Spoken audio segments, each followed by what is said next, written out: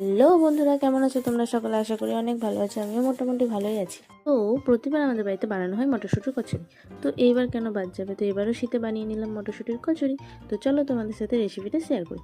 আমি যেভাবে বানাই সেভাবেই দেখাচ্ছি। তো ফার্স্টে মটরশুঁটিগুলো ছাড়িয়ে নেওয়ার পর পেস্ট করে নিয়েছি, দিয়ে আটা আর সুজি, তারপর চিনি, লবণ, তারপর সাদা তেল, ঘি দিলেও হবে। তো সব একসঙ্গে নিয়ে মেখে নেব। তো আটাটা মাখার পর কিছুক্ষণ আধ ঘন্টা মতো এটাকে রেখে দিতে হবে ঢাকা দিয়ে।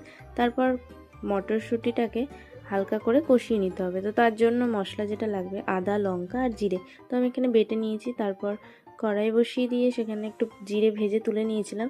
তারপর আবার কড়াইতে তেল দিয়ে কালো জিরে দেওয়ার পর মশলাগুলো দিয়ে নিলাম। মশলাগুলো কষানোর সঙ্গে সঙ্গে সেখানে হলুদ আর লবণ দিয়ে নেব।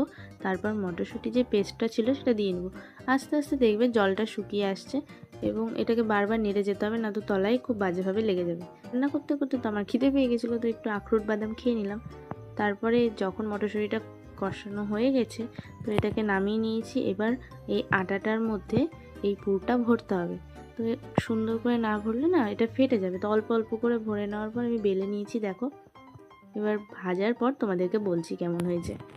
তো মটরশুঁটির কচুরিগুলো ভাজার পর এত সফট হয়েছে কি বলবো, কি সুন্দর মুড়িয়ে নিচ্ছি, তাও মোড়ানো হয়ে যাচ্ছে, দেখো। তো আজকের মতো ভিডিওটা এইটুকুই। ভালো লাগলে অবশ্যই লাইক কমেন্ট করে দিও। টাটা।